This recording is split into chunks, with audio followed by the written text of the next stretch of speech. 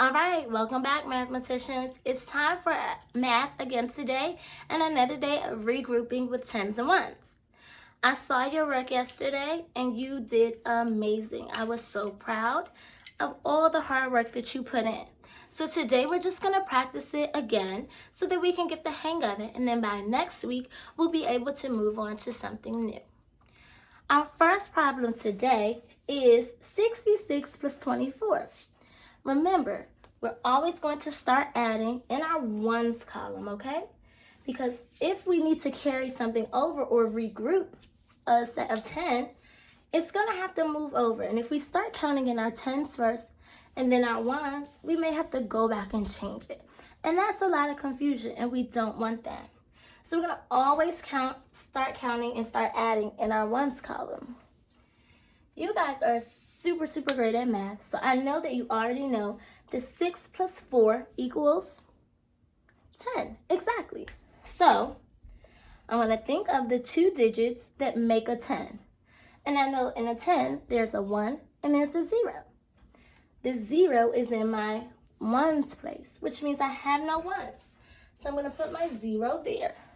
And then what do I do with that 1 to show that I have another group of 10?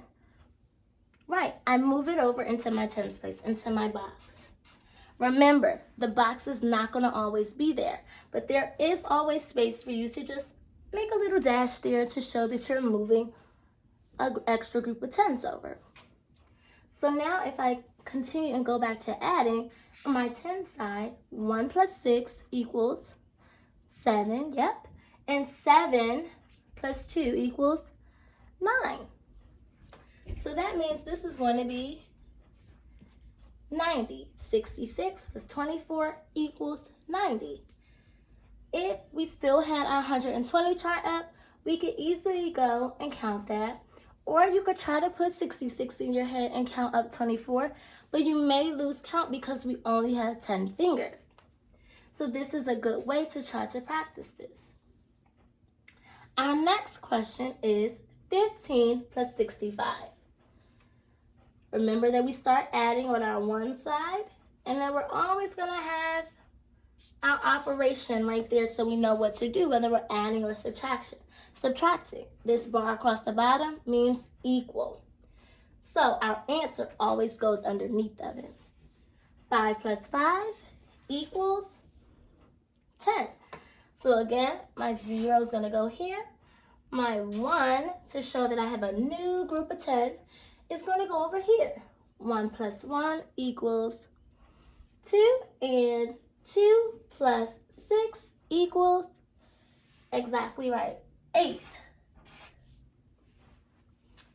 Our last problem for today is 79 plus 11. I know in your head that sounds like a really big number, but I know you guys can handle it. Again, we're going to start on our one side and do 9 plus 1, which equals 10. Please remember, our numbers are not going to always equal 10. This is how we're doing it so that we can practice with you guys and you can get used to just moving one number over and having nothing left there in the tens. Sometimes it will equal 12 or 13 or any other teen number. So we've got to make sure that we have the regrouping part right and down packed so that when we do get something left over in the ones, we're not super confused. So 9 plus 1 equals 10. I put my 0 there. And then I have to put that 1 to show I've got a new set of 10. Got a new set of 10 because of this 9 plus 1. 1 plus 7 equals 8. And 8 plus 1 more equals 9. So I'm going to bring my 9 down there. And 79 plus 11 equals 90. Look at that. 66 plus 24 equals 90. And 79 plus 11 equals 90 as well. I hope you guys are understanding this a little bit better. I will give you guys some more problems today to practice on your own. And hopefully, I know you guys will do great with them, okay?